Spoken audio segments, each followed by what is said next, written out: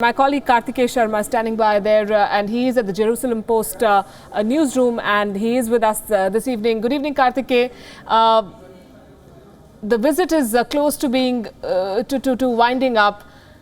Good evening. How do people in Israel, how does the media in Israel see these 3 days when the two leaders have been together, have visited various institutions, met people and discussed a lot of issues of common importance? Yes, Palki, I am joined by LA's senior editor of the Jerusalem Post, and I had the opportunity and the privilege to be with him day before yesterday also, where I consumed a large part of his time, despite the fact he had to take the paper out with Modi as the headline. So welcome back, LA on WION. Welcome back.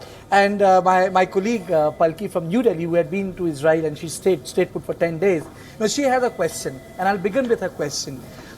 She wants to know, how does the Israeli press and the people at Raj sum up this visit of the Prime Minister of India, Narendra Modi, and the meetings which took place with the Prime Minister of Israel, Benjamin Netanyahu?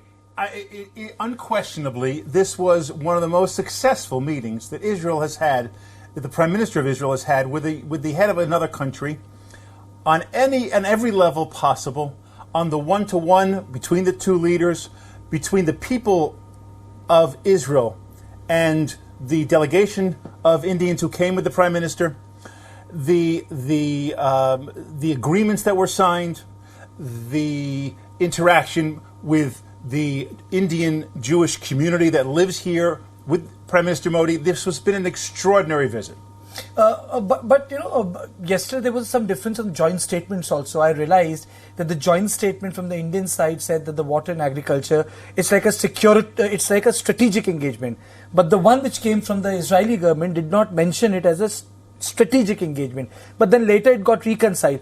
But then the whole focus on the joint statement, it started from food and ended with civilian technologies. They did not go into the defense and other deals. Please put that in perspective. It was mentioned. I did see it mentioned. Space. Yes, certainly in the space part. And I believe Prime Minister Modi did mention it once. I saw about the security needs of the two terrorism. countries. Yes, terrorism. Against terrorism, and that is, I believe, the number one issue on the list of the very long list of different parts of the economy and the society that the two countries are engaging in bilateral relations and agreements. Number one has to be the security. But it's not the only issue, of course. And the advantages for both countries in the other areas, agriculture, the flowers, all the little things of life that the two countries are working together to develop and build on. It's a wonderful cooperation and friendship. You know, before I ask you a question on the sort of gestures shown by Prime Minister Netanyahu, before we go into that, yesterday late night there was a speech by the Indian Prime Minister. There will be a cultural center in Israel. There will be direct flights from Mumbai and Delhi. He's resolving the issue of visas, and then the issue of OIC. And then he said, when he started his speech, it has taken a very long time. And he stressed that for 15 minutes, as if he wanted to say that this should have happened decades back. Yes, well, certainly in Israel, we all feel that. And that's true with so many countries in the world that have taken so long to establish relations with Israel, to establish trade, cultural trade, economic trade of all kinds. Yes, it should have happened years ago, but because of the geopolitical reality, the changing nature of the world. I mean, going back to when the Soviet Union existed and the political blocs that were formed by the Soviet Union being a power, not that Russia isn't, but now it's a different structure. We now have these agreements and understanding that Israel is a part of the world that should be the friendship and economic cooperation and strategic cooperation, military cooperation should be done by all countries, all freedom-loving, peaceful, democratic countries, it's obvious. But yesterday, I heard also Prime Minister Netanyahu, and the sort of the words he has used for the Prime Minister, brother, my dear friend.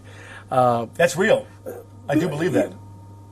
There is a strong feeling of friendship. I understand that the Prime Minister Netanyahu was the first person, even before the results were out, he had actually congratulated Narendra Modi in 2015. Okay. Yes, and he was the first person to get in touch with Narendra Modi saying that we believe that you're winning the election. So, and when he went to New York, I also remember that the only two bilaterals were held for the first time when the Prime Minister went out, and the first was with Benjamin Netanyahu. So there is a personal chemistry, but I want to know from you the sort of investment your Prime Minister has done in with Modi. By accompanying him everywhere, by according him greatest respect, taking him home, his whole family meeting Narendra Modi, no meat being served in the luncheon, dairy kitchen being set aside for the Prime Minister, the owner of the chain of hotels, the guy who deals, who's also an armament manufacturer, is there to receive him. You have a flower named for Narendra Modi. Yes. Wetting your feet, Yes. Some people found it really funny, but the fact that he did it, Netanyahu was there with Narendra Modi, and with in front of the crowd to say that this is it, and the relationship between Israel and India is, Palki, you know what he said? He said, Indian talent multiplied into Israeli technology equals Indian-Israeli future. Correct, and let us note that those speeches that you talked about took place last night in front of an audience of Indian Jews who live here in Israel. It was the cementing of the relationship between the two countries because we have populations that are from both countries that are joined together. Indians who've moved to Israel and who felt tremendous satisfaction, gratification that the Prime Minister of Israel was showing to the Prime Minister of India to show the respect, as you said, the friendship, the cordiality, it's not, again, we discussed on Tuesday, it's not common for the Prime Minister of Israel to spend the entire trip of visiting dignitary to accompany him as his escort to every place that he goes. Because, though people say that it's incidental, these are small courtesies. But then, let me tell you, it also goes on to show that through certain things, you are telling a person that this is the level at which I'll accommodate. Absolutely. For example, Prime Minister Netanyahu, to eat dum aloo, which is an Indian dish, to eat... there's a sweet dish called kheer in India, which and that kheer was made with rose petals. He had that. The whole meal turned vegetarian, and Reena Pushkarna was actually called in just to cook for the Prime Minister. And I bumped into her, King David, and I said, "Where are you off to?" She said, "I need some fresh ginger for the Prime Minister." And there were two security guards, with her. So but do you think that this personal investment is enough to take the relationship forward? Shouldn't the relationship be independent of the political elections the way Israel and American relationship is? It's independent of who the president is. Yes. I'm sure that Israel is looking forward to years and years in the future of a close relationship between our two countries because the interests and needs of both countries are being met, being fed by this relationship. It is both in this case. It is both the personal relationship and the strategic relationship between countries, as every two countries have. And so it is beneficial for both countries to have this. And on the second layer of this is the personal relationship that they have. Of course, he's going to be gracious, Prime Minister Netanyahu, a gracious host in every which way to show the Prime Minister of India, we are so happy that you're here. We are hosting you as any person would host any guest in their house. Eli, do you know that there's a place in front where the former Indian Prime Minister lived? It's called Teen Murti. It's part of the Legends Delhi, and we call it Teen Murti, but the government is in process. There's a thinking within the government and the organization to name it as Haifa Square. Why is that? Because he went to Haifa. Yes, as a mark of respect. Yes, That was very interesting. He went both to the cemetery in Haifa, where something like 90 Indians had died in World War I fighting for. So that is another layer of the connection, and this is talking about 100 years ago, between our two countries, which Prime Minister Modi feels and expressed and showed that connection and that the respect that he showed in the cemetery to the Indians who fell in battle. It's extraordinary, just extraordinary. Can you please tell us, because today is also an important day. Yesterday, generally what happens when the Prime Ministers go out, the photo optics is so strong that sometimes, the focus moves away from the substance. The meeting which just ended 10 minutes back was with powerful industrialists and businessmen from Israel, and the delegation had come from India. What are the areas in which this cooperation is being sought when it comes to business? Well, I took some notes on this. We have there's the innovation fund that they established. The obviously the military innovation fund from that's the news you are breaking for us. The innovation fund from military. No, there's a $40 million innovation fund. Okay. Beyond that, there is a military, the Israel Aerospace Industries (IAI). That's Israel's main military factory, if you will.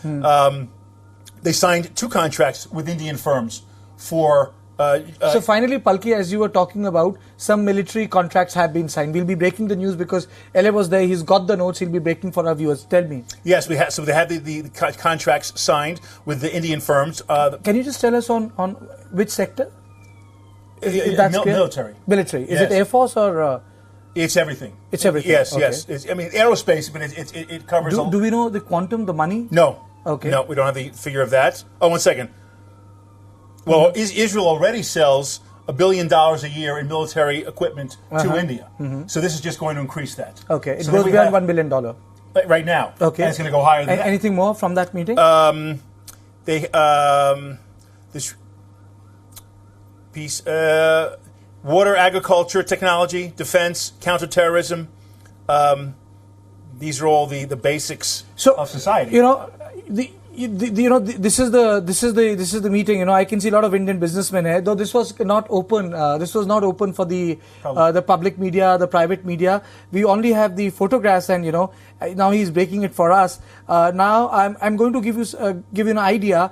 Primarily in this meeting, roughly 30-35 people were there, and in this meeting, what has happened is number of contracts have been signed, and the signing of an estimate. It's a $2 billion. The report says the signing of an estimated $2 billion defense deal with India is the largest ever contract for IAA. So, what is being reported, Palki, is that a multi-billion-dollar deal has been signed. And it's roughly $2 billion. I'll be giving you the details once we find out. These are the notes which I have taken from LA.